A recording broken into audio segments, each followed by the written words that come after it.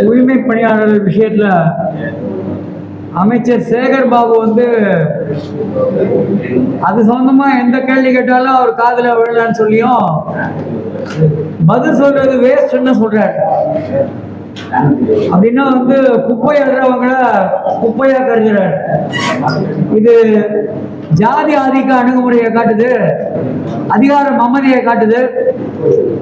சனாதனத்தை எதிர்க்கிறேன்னு சொல்ற திமுகவும் முதலமைச்சரும் துணை முதலமைச்சர் உதயநிதியும், அதுக்காகவே பல வழக்குகளை சந்திச்ச உதயநிதியும் சேகர் பாபுவை கண்டிக்கணும். இந்த விஷயத்துல சேகர் பாபு பதவியை ராஜினாமா பண்ண சொல்லணும் அப்படின்றது இன்னைக்கு நாங்க கேட்டுக்கிறோம். அதுக்கப்புறம் தூய்மை பணியாளர்கள் வீட்டில் ஒன்றாவது இருக்காங்க. முதலமைச்சர் அவர் தான் காவல்துறைக்கு பொறுப்பு, டிஜிபி, கமிஷனர், இவங்க ஒரு கேள்விக்கு பதில் சொல்லணும். வீட்டில் போய் கைது செய்யற அதிகாரத்தை உங்களுக்கு யார் கொடுத்தாங்க? எந்த சட்டத்தில் இருக்கு? அப்புறம் காலவரையற்ற உண்ணாநிலை போராட்டம் நடத்தக்கூடாதுன்னு எந்த சட்டத்தில் இருக்கு? ஜெயலலிதா, கருணாநிதி இவங்கெல்லாம் பொது வழியில உண்ணாநிலை போராட்டம் இருந்திருக்காங்க. சசிகாந்த் செந்தில் திருவள்ளூர்ல பொது வழியில உண்ணாநிலை போராட்டம் இருக்காரு. அப்போ அவங்களுக்கெல்லாம் ஒரு நியாயம். அருந்ததியர் ஆளுகிறாரு, தலித்துகள் சொன்னா அவங்களுக்கு ஒரு நியாயமா? இது எந்த விதத்துல சமூக நீதி? அதுக்கப்புறம் தூய்மை பணியாளர்களுக்காக, தூய்மை காவலர்களுக்காக நீங்க நம்ப மாட்டீங்க, தூய்மை காவலர்களுக்கு 65,000 பேருக்கு சம்பளம் 5,000 ரூபாய். அரசு பள்ளிகள்ல, ஊரக பள்ளிகள்ல வேலை பார்க்கிற தூய்மை பணியாளர்களுக்கு அதிகபட்ச சம்பளம் 2,500 ரூபாய். இது தப்பு அப்படின்னு சொல்லி ஒரு பரப்புரை பயணம் கோயம்புத்தூர்ல இருந்து தூத்துக்குடி வரைக்கும் மேற்கொள்ளும் பார்த்தோம். எங்கேயுமே அனுமதி தர மாட்டேன்றாங்க. தூய்மை பணியாளர் பிரச்சனையை பேசக்கூடாது, நீங்க பேசக்கூடாது, அந்த போராட்டம் எடுக்கிறவங்க அப்படின்ற ஒரு அணுகுமுறை எடுக்கிறாங்க. இது முற்றிலும் தவறான அணுகுமுறை. இன்னைக்கு கூட நான் தோழர் பாலகிருஷ்ணனோட ஒரு நேர்காணல் கேட்டேன். அப்ப பிரச்சனை எங்களுக்கும் அனுபவ கொள்கை முடிவுக்கும் இந்த பிரச்சனையை தீர்வு காணணும்னா ஒருதலை பட்சமா அவங்க தான் அறிவிப்பு வெளியிட்டு தீர்வு காண முடியாது. போராட்டத்தில் இருக்கிற தூய்மை பணியாளரோட அந்த போராட்டத்தை வழிநடத்துற உழைப்போர் உரிமை இயக்கத்தோட இடது தொழிற்சங்க மையத்தோட பேசி தீர்க்கணும். இப்ப அதுக்கு முதலமைச்சர் முன் வரணுன்றதை கேட்டுக்கிறோம். அப்படி இல்லைன்னு சொன்னா வெகு விரைவிலேயே அனைத்து கட்சிகளுடைய ஆதரவோட, தொழிற்சங்கங்களோட ஆதரவோட பல்லாயிரக்கணக்கானோர் கலந்துகிற ஒரு போராட்டத்தை நடத்த வேண்டியிருக்கின்றத தெரிவிச்சுக்கிறோம். ரெண்டாவதா ஒரு முக்கியமான விஷயம், உயர் நீதிமன்றத்தில் நீதிபதி நிஷா பானுவை சுப்ரீம் கோர்ட் கலீஜியம் கேரளாவுக்கு மாற்ற சொல்லி உத்தரவு போட்டாங்க. அந்த நீதிபதி அதிகார வரையறையெல்லாம் தாண்டி ஒரு தீர்ப்பு வழங்குறாங்க. நீதிபதிகள் ரமேஷ், அதுக்கப்புறம் லட்சுமி நாராயணன், இவங்க டிவிஷன் பெஞ்ச். அப்ப டிவிஷன் பெஞ்ச் மேனாள் நீதிபதி பார்த்திபன் கைதுக்கு பிறகு வன்முறையில காவல்துறை ஈடுபட்டதா அப்படின்றத விசாரிக்கிறதுக்கு நியமிச்சாங்க. அப்ப டிவிஷன் பெஞ்ச் தீர்ப்புக்கு எதிராக சுப்ரீம் கோர்ட் தான் போக முடியும். அவசரமா நிஷா பண்ண வழக்கு எடுக்கிறாங்க. வழக்கு எடுத்து 1ஆம் தேதி ஆர்டர் போட்டுதான் சொல்றாங்க, 12ஆம் தேதி தான் அப்லோட் பண்றாங்க. இன்னைக்கு தான் அப்லோட் பண்றாங்க. இன்னைக்கு அந்த தீர்ப்புக்கு இடைக்கால தடை அப்படின்றாங்க. முதல்ல என்ன சொல்றோம்னா இது ஜுடிஷியல் இம்ப்ராப்பரிட்டி. அந்த நீதிபதி இப்படி செஞ்சிடக்கூடாது, அவங்களுக்கு அதிகாரமே கிடையாது. அப்போ ஒரு டிவிஷன் பெஞ்ச் தீர்ப்பை இன்னொரு டிவிஷன் பெஞ்சு நீக்க முடியாது. அது இன்ட்ரீம் ஆர்டர் இல்ல, இடைக்கால உத்தரவு எதுவும் இல்ல, ஃபைனல் ஆர்டர், இண்டிபெண்டன்ட் ஆர்டர். அதுக்கு எதிராக எஸ்எல்பி தான் போட முடியுமே தவிர இங்க கவர்மெண்ட் என்ன செஞ்சதுன்னா ஒரு கிரிமினல் மிஸ்லேனியஸ் பெட்டிஷன் போடுது. ஆனா நம்ம ஆர்டர் போடுறது எஸ்சிபியில் ஆர்டர் போடுறாங்க. அப்படின்னா அவங்களுடைய முழுக்க கேரளாவுக்கு போறதுக்கு முன்ன அதிகார துஷ்பிரயோகத்துல ஈடுபட்டிருக்காங்க. அவங்களுடைய செய்கையை உச்ச நீதிமன்றமோ உயர் நீதிமன்றமோ கண்டிக்கணும். ஏற்கனவே தலைமை நீதிபதி ஒன்று செஞ்சிருக்காரு.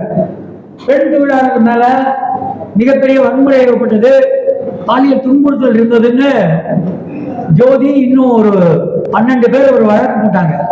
அது தலைமை நீதிபதி முன்ன விசாரணை வந்தது. அவர் இப்ப என்ன பண்ணிருக்காருன்னா, இந்த எக்ஸிபி வழக்கையும் அந்த வழக்கையும் சேர்த்து கிளப் பண்ணிட்டார். நிஷாபவன் இப்படிலாம் பண்றாங்கன்றதுனாலதான் அது மாதிரி கிளப் பண்ணிட்டார். அதுக்கப்புறம் தூய்மை பணியாளர் வழக்குல ஒரு மாற்றம் வந்திருக்கு. அது இது வரைக்கும் பொது வெளியில வரல, ஊடக உலகத்தோட கவனத்துக்கு வரல. நீதிபதி சுரேந்தர் தனி நீதிபதி, அதுதான் கார்பரேஷன் ப்ரொஜெக்ட் பண்ணாங்க. அவுட் சோர்சிங் முடிவுல தலையிட மாட்டோம்னு சொல்லிட்டாரு.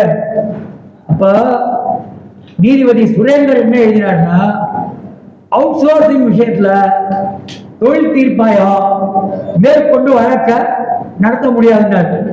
இப்போ நீதிபதிகள் MS ரமேஷ், சக்திவேல், இரு நீதிபதிகள் அமர்வும் அந்த தீர்ப்பை மாத்திருக்குது. அந்த தீர்ப்புக்குள்ள ஒரு மிக முக்கியமான மாற்றம் கொண்டிருக்குது. என்ன மாற்றம் கொண்டிருக்குதுன்னா, அவுட் சோர்சிங் நியாயமா இல்லையா என்ற எழுவினாவை தொழில் தீர்ப்பாயம் மேற்கொண்டு விசாரிக்க முடியும், தீர்ப்பளிக்க முடியும். தொழிற்சங்கத்திற்கு அது தொடர்பாக கிளைம் ஸ்டேட்மெண்ட் போடுவதற்கு உரிமை உண்டு அப்படி சொல்லி தீர்ப்பளிச்சிருக்காங்க. இது இதுவரைக்கும் பொது வெளியில வரல இந்த தகவல்.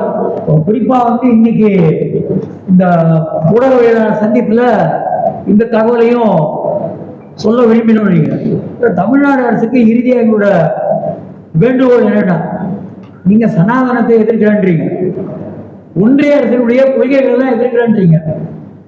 இப்போ அவங்க அதானியை கட்டிட்டு விடுற மாதிரி நீங்க இந்த ராம்கி அப்படின்னு சொல்லி வெளி மாநிலத்துல பல ஆயிரம் கோடி சம்பாதிச்சு போற ஆளுக்காக அடிக்கோட் தட்டு மக்கள், கடைநிலை மக்கள் அவங்கள தினந்தோறும் குடிச்சு தூக்கிட்டு போறது, கையை காலை பிடிச்சு தரதரா இழுக்கிறது, அவளை கொண்டு போய் வண்டியில குண்டு கட்டா போடுறது, இந்த அணுகுமுறைய தமிழ்நாடு அரசு கைவிடணும். இது தமிழ்நாடு அரசுக்கு நல்ல அணுகுமுறை இல்லை. அதுக்கு பதிலா நீங்க உண்மையிலே தூய்மை பணியாளர்கள் மதிக்கிறீங்கன்னு காட்டணும். நீங்க 3 வேளை உணவுக்கு பட்ஜெட்ல ஒதுக்கீடு சொல்றது அது தீர்வு இல்லை. நீங்க இப்ப என்ன சொல்றீங்கன்னா, நாங்க நேரடியா நடத்தின போது எந்த சலுகையும் தர மாட்டோம், ஆனா கான்ட்ராக்ட் கிட்ட போனா சலுகை உண்டு. தப்பு. இந்த அணுகுமுறை திமுகவுக்கு நல்லதில்லை. திமுக அரசாங்கத்துக்கு சமூக நீதியின் பேசுறதுக்கு திராவிட மாடலுக்கு நல்லதில்லை. அதனால தூய்மை பணியாளர் விஷயத்துல 2026 தேர்தல் வரும்போது இந்த 2 மண்டலம் இது போக ஏற்கனவே 4-8 வராதுன்னு மகேஷ்குமார் சொன்னார். அதை கணக்கில் வச்சு சட்டமன்ற தேர்தலுக்கு முன்ன தேவையில்லாம இந்த ஒப்பந்த மையம்ன்றத அந்த முடிவுக்குள்ள போக வேண்டாம். அந்த முடிவுக்கு போகாம மீண்டும் இந்த தூய்மை பணியாளர்கள் அவங்க கேட்கிற அந்த ஒற்றை கோரிக்கை 31/7/2025 அன்னைக்கு எப்படி இருக்காங்களோ அப்படியே கொண்டு போய் மாநகராட்சி ஊழியர்களா வைக்கணும்னு கேட்டுக்கிறோம். காவல்துறை கிட்ட இந்த 18ஆம் தேதி ஒரு பிரம்மாண்டமான பேரணி நடத்தணும்னு அனுமதி கேட்டிருக்கோம். அவங்களுடைய பதிலுக்காக காத்துட்டு இருக்கிறோம். 18 வர 18 அனுமதிக்கப்பட்ட இடம் ராஜரத்ன ஸ்டேடியத்துல இருந்து லான்ஸ் கார்டன் வரைக்கும்.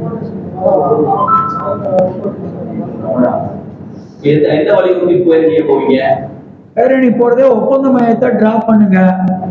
அடுத்து இவங்களை மாநகராட்சி தொழிலாளியா வைங்க.